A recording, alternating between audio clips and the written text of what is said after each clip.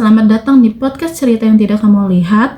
Di episode kali ini kita akan ngobrol tentang sesuatu yang banyak orang alami tapi jarang orang bahas dengan jujur, yaitu anxiety. Kita kedatangan tamu yang bakalan cerita pengalaman pribadinya, gimana rasanya hidup dengan kecemasan, apa tantangannya, dan gimana proses dia berdamai dengan dirinya sendiri. Semoga cerita ini bisa jadi penguat buat teman-teman yang lagi berjuang melawan penyakit anxiety. Halo Asya, terima kasih banget ya udah mau hadir. Bisa kenalan dulu nggak ke pendengar? Halo semuanya, kenalin aku Asya, umur aku 20 tahun dan aku sekarang kesibukannya kuliah aja. Jadi sehari-harinya biasa aja tapi kadang lagi sering anxiety. Kalau aku boleh tahu, pertama kali kamu sadar bahwa yang kamu alami ini bukan sekedar gugup biasa tuh, kalau boleh tahu kapan ya? Itu akhir-akhir SMA, jadi aku sering banget overthinking sampai nggak bisa tidur. Rasanya tuh kayak aku tuh takut tapi aku nggak tahu aku tuh takut apa. Jadi aku baru benar-benar ngeh itu pas udah kuliah. Jadi gejalanya tuh makin sering muncul pas udah kuliah. Bisa kamu ceritain nggak sih gejala apa yang paling sering muncul gitu? Kalau gejala anxiety aku itu yang pertama dari jantung ya, maksudnya kayak sering berdegup kencang, habis itu suka keringetan parah, tangannya dingin, dan nafasnya juga jadi pendek, terus kadang terengah-engah gitu. Pernah ngalamin nggak sih momen yang benar-benar berat gitu yang kamu alamin gitu? Kalau yang benar-benar berat itu, kalau biasanya normalnya kalau ketika lagi presentasi ya. Jadi ketika presentasi itu suara aku tiba-tiba hilang, padahal baru ngomong beberapa detik terus tangan aku suka gemeteran gitu. Jadi aku suka lupa sama apa yang pengen aku omongin. Oh, berarti itu tuh normal banget ya, banyak orang yang ngalamin hal yang sama tapi malu juga buat cerita. Berarti itu tuh ciri-cirinya bisa dirasain orang normal juga, bukan orang yang punya penyakit anxiety juga kan? Iya, karena itu kalau dilihat dari luar itu kita nggak kelihatannya kayak baik-baik aja, tapi sebenarnya di dalam itu lagi chaos gitu. Oh, kira-kira pemicu yang bikin anxiety kamu tuh apa aja? Biasanya sih kalau soal kuliah tuh deadline tugas yang mepet banget. Habis itu kalau ada di tempat baru atau di lingkungan baru yang mengharuskan aku tuh kenal sama orang baru atau berinteraksi sama orang baru, itu rasanya gugup banget. Terus sama kan ada beberapa hal yang ada di luar kendali kita dan ada tekanan juga, baik itu dari dalam maupun luar, dan termasuk pressure kuliah buat harus serba bisa dan harus kelihatan berhasil gitu. Padahal kan kita tuh cuman pengen tenang aja gitu, tapi ternyata nggak bisa karena banyak banget hal-hal dari luar yang bikin pikiran kita tuh jadi chaos. Oh, berarti kalau dari yang kamu bilang tadi, kalau misalnya kuliah masih suka kamu, berarti kamu masih ngalamin gejala ini masa sekarang gitu ya? Iya, masih sering. Sejauh ini anxiety yang paling berdampak di bagian apa di hidup kamu gitu? Kalau dari anxiety sendiri itu berdampaknya di produktivitas ya, jadi yang harusnya teratur jadi malah nggak teratur. Ketika fokusnya tuh jadi kebagi dan alasan kita tuh jadi buyar. Juga aku juga sering gampang capek, jadi kehilangan mood segala macem, kadang nafsu makan juga hilang. Terus butuh waktu lama banget buat mulai sesuatu tuh, ngumpulin niat, ngumpulin mood gitu. Jadi di hubungan sosial aku juga kerasa, aku jadi narik diri, takut ngerepotin orang lain, dan juga kalau mau cerita tuh takut dibilang lebay. Padahal itu sebenarnya hal wajar yang dialami sama orang-orang yang punya pengidap penyakit anxiety ya. Tapi sebenarnya tuh orang-orang yang memiliki penyakit itu tuh cuman butuh ruang dan pemahaman dan butuh didengar doang kan ya? Iya, karena dulu tuh aku belum ngerti, cuman pikiran aku aja yang kayak masih suka ngada-ngada gitu. Kalau dari tadi yang aku udah dengar itu, apa sih akhirnya kamu memutuskan untuk konseling dan gimana perasaan kamu waktu itu gitu? Kalau pertamanya ya takut dijudge ya, mungkin takut ada orang yang kenal aku karena aku ke psikolog gitu atau ke konselor. Karena orang-orang mikirnya kayak ada penyakit mental, ini nggak bener gitu. Tapi ternyata pas ketemu psikolog atau konselornya aku malah jadi lebih lega, aku bebas mau nangis, mau cerita tanpa takut dijudge gitu.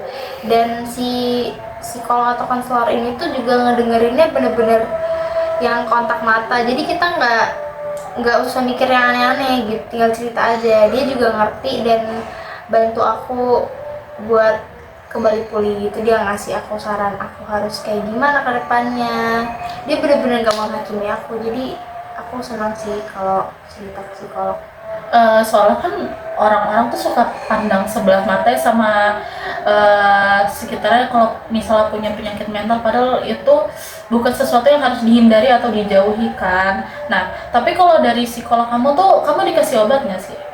Enggak, psikolog aku dia belum nyaranin aku buat ke psikiater. Pokoknya lebih dikasih teknik-teknik aja, kayak teknik pernapasan atau teknik grounding gitu. Yang bisa membuat teknik-teknik nenangin diri gitu kan Iya. ya. Oh, berarti tuh psikolog tuh nggak bisa ngasih obat ya. Nggak bisa. Jadi harus dari psikiater Iya, ya. Oh, berarti dirujuk ke psikiater. anxiety kamu berarti belum terlalu jatuhnya masih ringan kan Iya, ya? masih stabil lah masih stabil. kadang-kadang. Karena belum menggunakan obat. Nah, kalau dari respon keluarga sama teman kamu gimana waktu tahu kalau kamu tuh mengidap penyakit anxiety? Kalau keluarga belum ada yang tahu, cuman kalau untuk teman udah beberapa ada yang tahu dan responnya kayak awalnya ada yang bingung, terus ada yang mikir itu aku cuma kecapean, itu aku cuman apa ya, pasarnya orang-orang bilangnya aku kurang iman lah segala macam.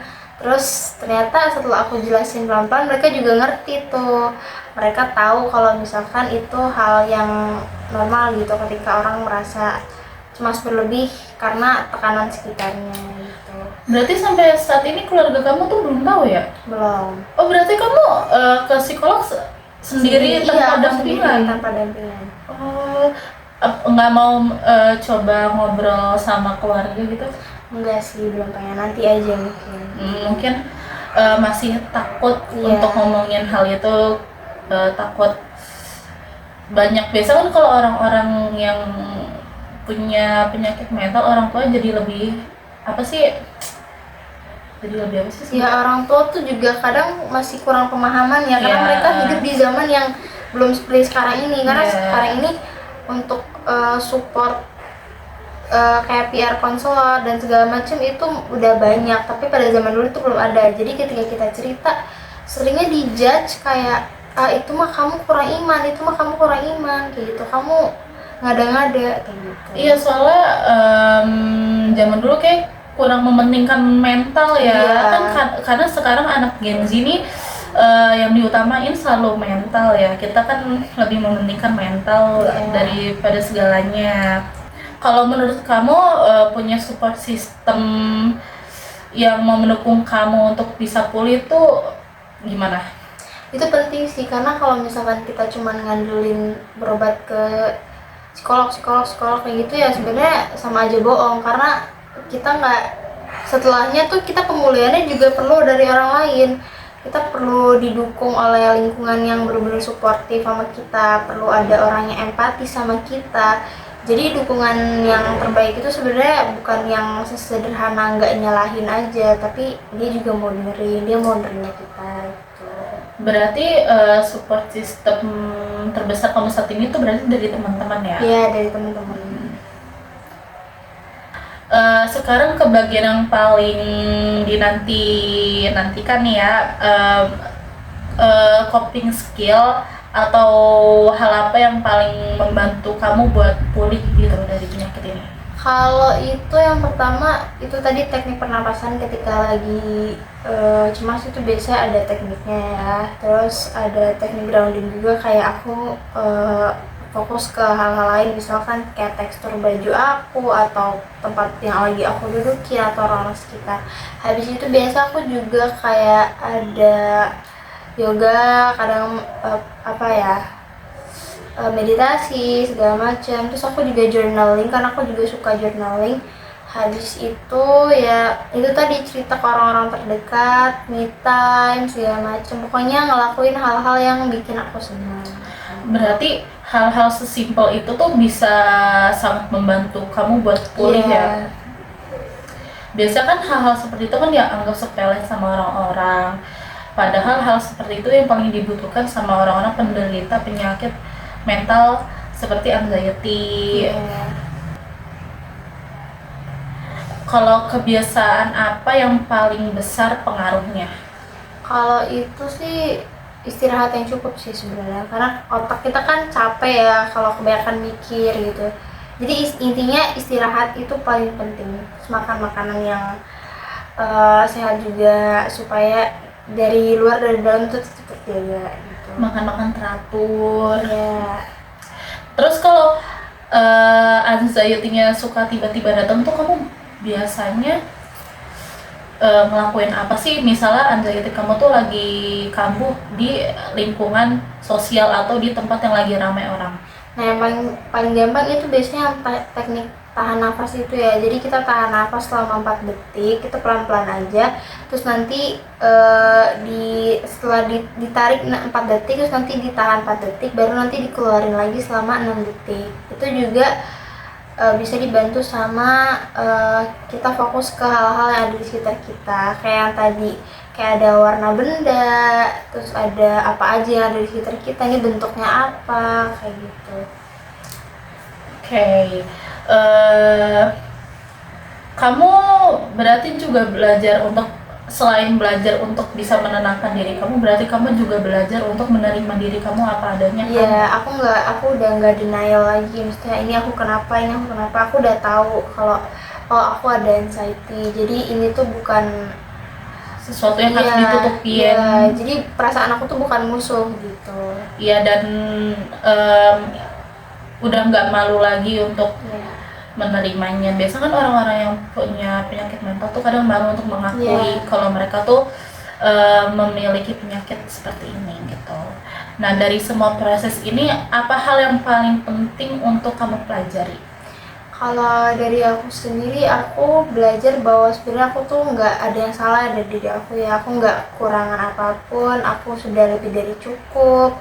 Terus tapi aku tuh cuman punya ritme yang beda aja gitu dari orang-orang lain. Kalau orang-orang lain kalau ngomong sama orang bisa gampang gitu, nah aku tuh ada sedikit perbedaan di situ. Aku perlu mengatur caranya gimana supaya aku tetap bisa ngobrol sama orang gitu.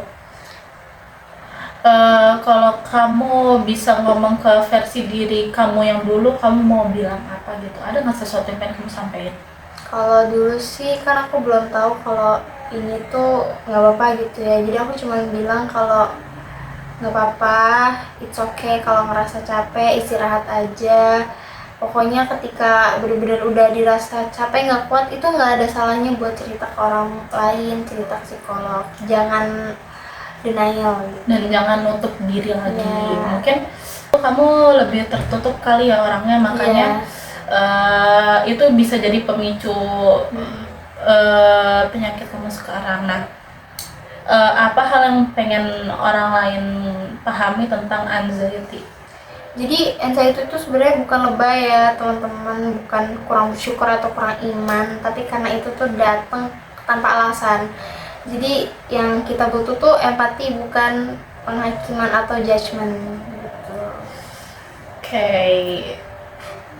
Oke Asya, makasih banget karena udah mau berbagi cerita yang sangat personal hari ini. Semoga apa yang kamu rasain bisa jadi pelukan buat hati banyak orang di luar sana yang mungkin ngerasa sendirian. Untuk teman-teman pendengar, ingat bahwa perjalanan sehat mental itu bukan balapan, ada hari baik, ada hari buruk, dan itu semua manusiawi. Kalau kamu lagi berjuang, minta bantuan bukan berarti itu lemah ya. Itu justru tanda kamu sayang sama diri kamu sendiri. Sampai jumpa di episode berikutnya. Bye.